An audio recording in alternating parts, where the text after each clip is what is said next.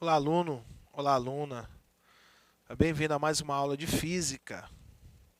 Hoje nós iremos falar sobre o contador Gauge-Miller, unidades de doses radioativas, radiografia e fotografia, terapias e diagnósticos radioativos, certo? Então esse é o conteúdo de hoje, né? Então está dividido em contador Gauge-Miller, né? As unidades de doses radioativas, radiografia e fotografia e terapias e diagnósticos radioativos, né? Nós temos aí 4 unidades para ser trabalhadas, certo? Aqui nesse mesmo conteúdo. Então, muita atenção, é conteúdo novo, né, no ensino médio, de acordo com a nova BNCC. Então, é conteúdo que já vai aparecer aí nos vestibulares e no Enem. Então, muito ligado, né, na aula de hoje. Então, vamos lá, né? Então, vamos lá para o contador Gauge-Miller, né? Então, o contador Gauge-Miller, né, ele serve para medir certas radiações ionizantes, certo? Exceto as radiações de nêutron. As de nêutron elas não são captadas por esse contador. É constituído de um tubo, né, um tubo de Gauge-Miller, e de um sistema de amplificação e de registro do sinal, certo? O tubo de Gauge-Miller, certo? Uma câmara metálica cilíndrica, né? Ele é uma câmara metálica cilíndrica, em cujo eixo é estendido por um fio fino metálico e é enchido de um gás a baixa pressão. Então, esse é o aparelhozinho, né, que vocês estão olhando na imagem. Então, nós temos o fio e tem um tubo, né? E esse é o tubo de Gauge-Miller. Dentro dele tem ali um gás a baixa pressão. Então, ele é preenchido ali por um gás a baixa pressão, ok? Então, para que ele vai servir, né? Quais são os princípios, certo? São um tipo de câmera de ionização, né? Eles, né, então, seus sistemas que detectam a presença de radiação usando a capacidade de as partículas radioativas, né, que tem que ionizar outras partículas, né, ou certas moléculas. Caracteriza a detecção da radiação ionizante e avalia o seu nível de ambiente. Então, ele serve para fazer essa medição, né, dessas partículas que são ionizantes e ver o nível, né, a quantidade de partículas que tem nesse local ou nesse corpo, né? Então, eles são monitores de radiação que fornecem respostas visuais e sonoras ao avaliar o nível de radiação do ambiente. Então, ele serve para isso. Então, ele vai, através daquele tubo, esse tubo ele vai captar essa radiação e ele vai dar aí esse resultado visual e sonoro da quantidade de radiação que existe em um ambiente. Então, ele serve para isso, ok? Então, quais são os componentes lá do tubo? O tubo ele é cilindro metálico, tá, ok? Dentro dele é um meio gasoso, que é composto por gás nobre, normalmente o argônio, com possível mistura de outros gases, certo? Uma bateria de alta tensão, terminal positivo ligado a eletrodo central, compondo o anodo, e terminal negativo ligado a uma superfície metálica, compondo aí o cátodo, né? Então, eletrodo metálico, geralmente feito de tungstênio e baixa resistência, certo? Então, a combinação desses elementos, desses componentes, é que vão dar aí a captação dessas moléculas, ok? Então, nós temos aqui uma representação de como funciona esse contador, não é isso? Então, nós temos aqui o amplificador e contador, que é onde vai dar ali o resultado visual e sonoro dessa medição, tá ok? Então, ele é ligado aqui a um ponto positivo e negativo, não é isso? Né? Que é o ânodo e o cátodo, do qual esse tubo ele é ligado. E no tubo nós temos no meio um eletrodo central e tem um gás ali, né, que geralmente é o argônio. Ok? Então tem um argônio gasoso. O que acontece? Ele vai ter um orifício, onde esse orifício vai entrar matéria. tá ok? Então, ele vai entrar ali o material radioativo. O que acontece? Esse material radioativo, ele vai entrar em contato com essas partículas do argônio central, e essas partículas do argônio, elas vão começar ali, não é, a emitir elétrons para esse eletrodo central. E a partir da emissão desses elétrons, o aparelho ele vai começar a medir ali uma variação na corrente elétrica, né? Certo? Uma quantidade de elétrons que está chegando, então ele consegue medir ali essa variação na corrente elétrica.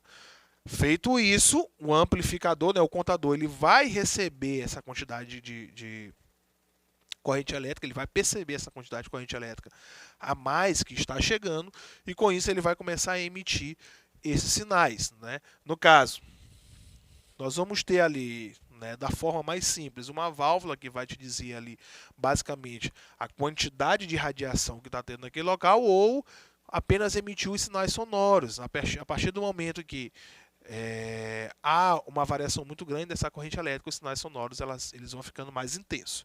Tá ok? Então, esse é o esquema do contador de Gauge-Miller, né? E da forma que ele funciona. Então, é um aparelhozinho simples, certo? O Gauge e o Miller tem uma relação ali entre eles, que o Gauge foi professor, foi orientador do Miller aí durante o doutorado, então o Gauge ele já tinha esse aparelho em mente, e o Miller ele só fez aperfeiçoar. Então, por isso que é aí o amplificador de Gauge-Miller. Ok? Bom, as doses, né, as unidades de doses radioativas, né, que vai se apresentar, certo? As unidades que nós vamos trabalhar esses índices de radiação, certo? Eles vão ter alguns nomes, certo? Como o Becquerel, certo? O Curie, o Gray, tá certo? E o Sievert. Então são unidades que nós vamos encontrar aí, tá certo? Então, os símbolos, né, o BK, o CI, o Gray, o RAD, certo? Eles são as unidades que nós vamos trabalhar para essas doses radioativas. Existe uma relação ali entre essas doses, né, essas unidades, tá ok? Vocês conseguem encontrar aí nos materiais didáticos esses cálculos que vão trabalhar sobre essas unidades, tá ok? Então, para cada tipo de dose radioativa, nós temos uma unidade diferente, certo? A dose absorvida, então ele é dado em Gray, tá certo? Que é o GI, o GY, né? Que é a unidade do Sistema Internacional para a dose absorvida. Para a dose equivalente é o Sievert, né? Apenas o SV, tá certo? E para radiação e atividade, nós temos o Becquerel, né? Que é uma unidade bem difícil de falar o nome, mas que é representado pelo BK, tá ok? Então essas são as unidades que nós iremos encontrar para essas doses radioativas, certo? Bom, quanto à radiografia e fotografia, nós vamos ver o seguinte, ó. Os raios-x, certo? Que não vêm do centro dos átomos, o raio-x ele nasce ali, né, do choque desses elétrons com outras com outros meios, né, com o anteparo. Então, o raio-x que não vem do centro, como os raios gama. O raio gama é um projeto de liberação de energia, justamente para se manter a estabilidade aí do núcleo atômico. Ok? Então, ele não tem a mesma natureza. Para obtermos raio-x, uma máquina acelera elétrons. Então, os elétrons eles são acelerados. E faz colidir com uma placa de chumbo ou de tungstênio, tá certo? Então, no momento que ela bate, ali há uma liberação do raio-x. Então, na colisão, os elétrons perdem a energia cinética, certo? Ocorrendo uma transformação de calor, quase em sua totalidade. Então, quando ele bate aquela placa, ela se aquece, certo? E um pouco de raio-x. Então, ela se aquece, mas também há a liberação desse raio catódico chamado raio-x. Tá ok? Então, o esquema basicamente esse. Nós temos aqui polo positivo e negativo, a liberação do elétron. O elétron ele vai caminhar, vai ser acelerado justamente por essa diferença de polaridade, ok? Então, no momento que ele é acelerado, ele vai colidir com uma placa de um material, seja o chumbo, tungstênio ou outro material, tá certo? vai haver ali uma transformação de energia, no caso energia cinética da aceleração, no momento que bate. Grande parte dela é transformada em calor, mas existe uma parte que é transformada nesses raios catódicos que nós chamamos de raio-x, ok? Então o raio-x ele tem esse efeito, ele consegue atravessar certos materiais, ok? Então ele atravessa certos materiais e né, esse formato do qual ele atravessou ou não conseguiu atravessar, ele acaba ficando ali gravado, né, em alguns outros materiais, certo? Bom, então estes raios interessantes atravessam corpos, né, que para a luz habitual são opacos. Por exemplo, a luz, seja a luz do sol, luz de uma lâmpada ou luz qualquer, ela não consegue atravessar o nosso corpo. Então, o nosso corpo ele é opaco a passagem dessa luz. Porém, para o raio-x, não. O raio-x ele consegue atravessar partes do nosso corpo. Tá ok? O expoente de absorção deles é proporcional à densidade da substância. Ok? Por isso, com o auxílio dos raios-x, é possível obter uma fotografia dos órgãos internos do homem, né? Os órgãos internos de uma pessoa. Nestas fotografias, distingue-se bem os ossos do esqueleto e detectam-se diferentes deformações dos tecidos brandos. Certo? Assim, se um pedaço de filme fotográfico for colocado atrás da parte do corpo que recebe o feixe de raio-x, uma imagem é criada. Então, papel fotográfico, certo? Coloca-se, não é, aquilo que vai querer se fotografar com raio-x.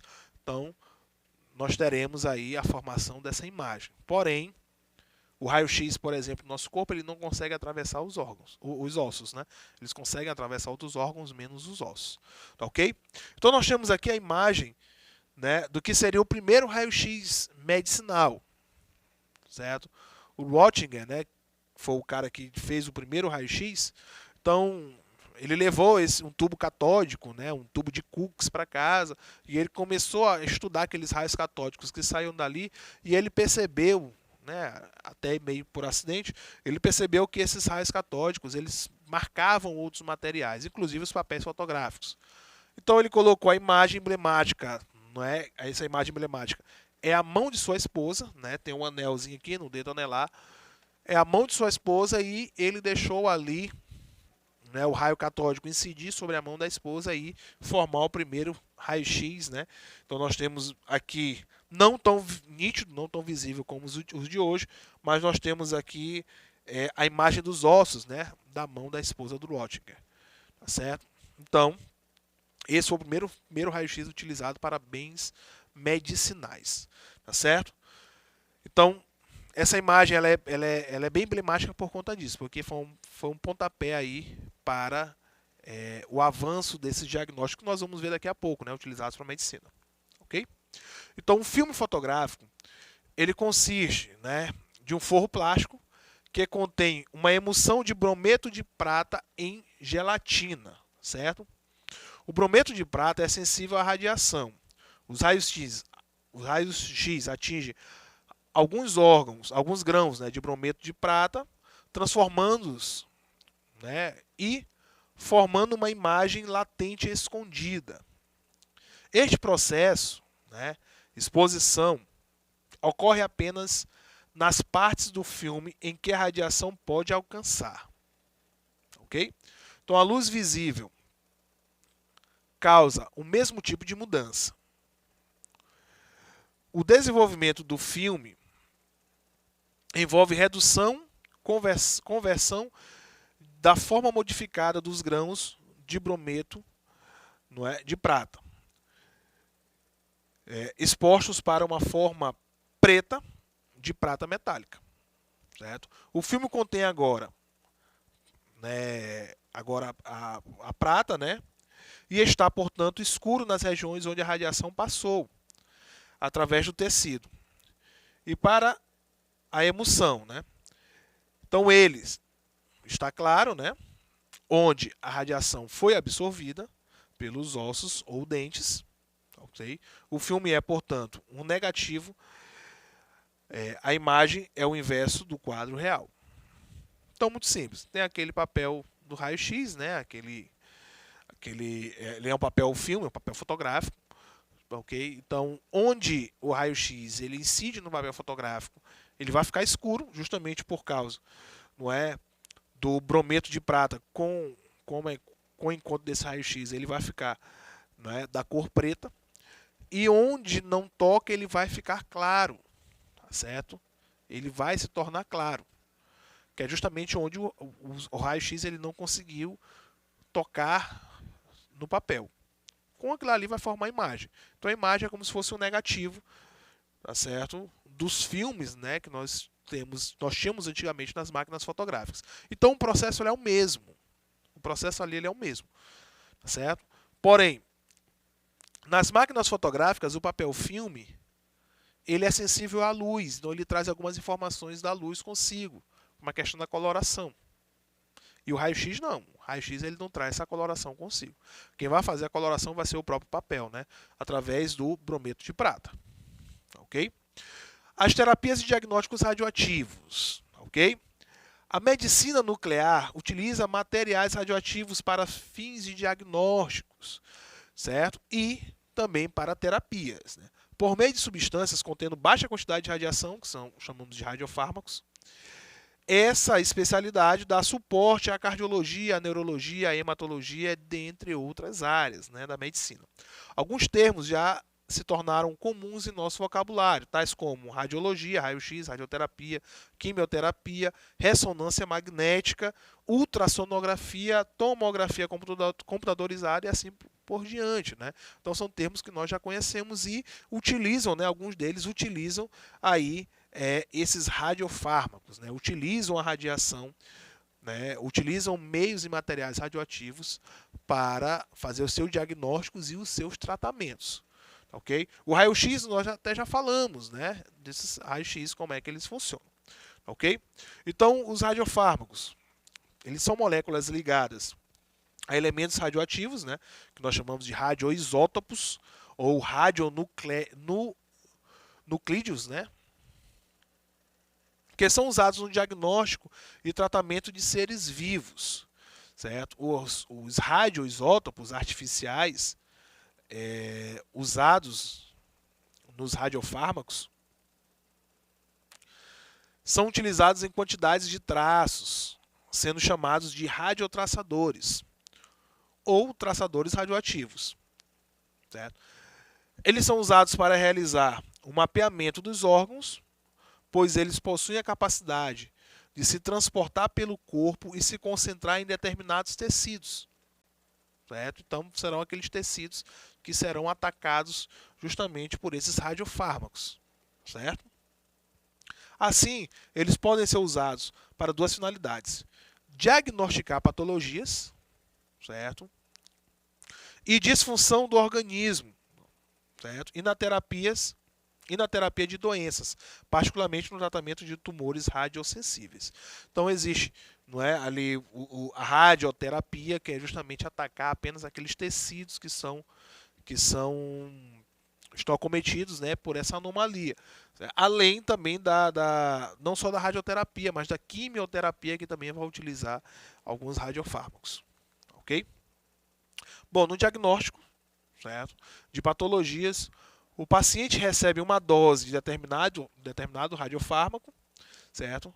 E visto que os radiotraçadores, eles emitem radiações, elas são detectadas por meio de um equipamento chamado câmara gama ou câmara de cintilação, okay? Que converte a radiação em uma imagem cintilográfica, certo? Ou em um plano único que representa os órgãos ou sistemas avaliados, certo? Então, esses tratamentos, esses diagnósticos, tratamentos, eles são feitos de forma vigiada. Até porque está se falando de materiais radioativos. Então, eles já trazem consigo, certo, esse certo perigo quanto à dosagem, né? Então, se ele for além daquilo que é o necessário, então ele não será benéfico, ele será maléfico, tá certo, para essas estruturas. Tá ok? Então, o tratamento radioisótopos é o iodo 131, ele é usado na avaliação do câncer de tireoide, nós temos o Samário 153, nós temos o Galho 67, ok? Então, com isso, nós finalizamos a nossa aula de hoje e até a próxima.